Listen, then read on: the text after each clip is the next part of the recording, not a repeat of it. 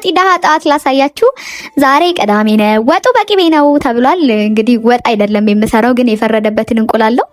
ቅቤው ግን አይቀርም ማለት ነው። ለምን እንደሆነ አላውቅም። እውነት ሁሌ እንቁላል ስሰራ የምቀርጽ ቀን ይሆንና ይገጣጠማል እንጂ ሁሌ እንቁላል ስለምበላ አይደለም። ተረዱኝ መናጢዎችዬ።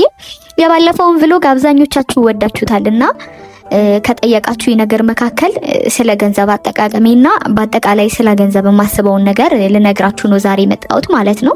አይ ዶንት ኖ ሃይ ግን በጣም ሪፖርት እየተደረገብኝ ስለሆነ ኮፒ ሊንኳን ጠቅ እያደረጋችሁልኝ ማለት ነው። እስቲ በቃ ሞራሌን ብድግ አድርጉልኝ ማለት ነው። በመጀመሪያ ገንዘብ ማለት በቀላሉ ለመገበያየት የሚጠቅም ሰዎች ተስማምተው የሚጠቀሙበት መለኪያ ዋጋ ማለት ነው። በቃ ጥሬ ትርጉሙ ይሄ ነው ማለት ነው። ናውዴይስ ሰዎች ሁሉ ማለት ይቻላል እኔን ጨምሮ ህይወት ስለ ገንዘብ ብቻ ቢመስለንም ትርጉሙ ግን በቃ እቺ ብቻ ናት ማለት ነው ገንዘብ።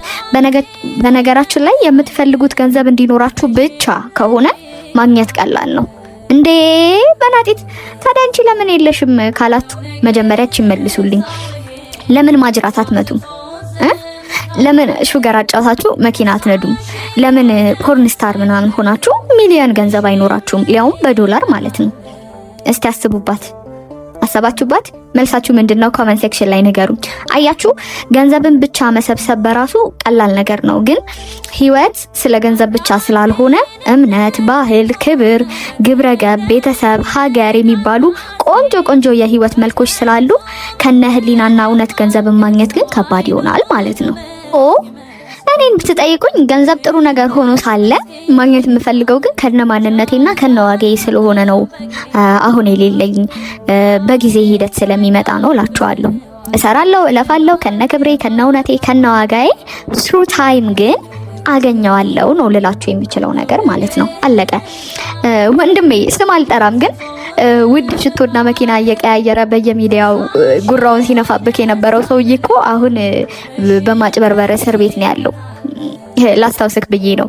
ሀገራችንን አስጠራለሁ፣ በግብርና ሀገሬን ውጤታማ አደርጋለሁ እያሉ ሲደሰኩሩብን የነበሩ እኮ ዛሬ እኔና አንቺ የምንቸገርበት የትራንስፖርት ሁኔታ ሳያሳስባቸው ሚሊዮኖችን ነው የምላችሁ በነዳጅ አጭበርብረው ተፈላጊ ወንጀለኛ ሆነዋል። አይገርባችሁ?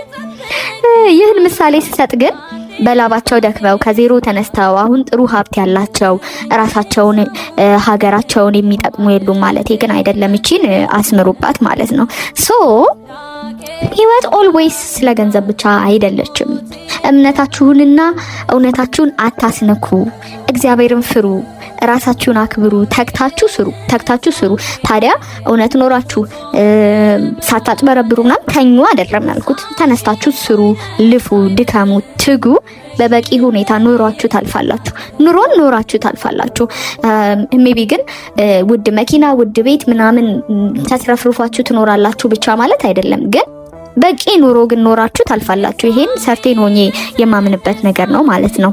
ነፍስ ከመብል ሰውነትም ከልብስ አይበልጥም። ምን በቀጣይ ደግሞ ደሞዝ ሲደርስ ማለት ነው ስለ ገንዘብ አጠቃቀሚ አሳያችኋለሁ። ምክንያቱም እንዴት እንደምመድበው ደሞዝ ሲደርስ ባሳያችሁ ይሻላል ብዬ ነው። ከወደዳችሁ ላይክ አድርጉልኝ፣ አስተያየታችሁን ጻፉልኝ። በጣም ነው የምወዳችሁ። በርቱልኝ። የዛሬ ጠዋቴ ብቻ ነው ያሳየኋችሁ ስራ እስከምገባ ድረስ ይሄንን ይመስላል።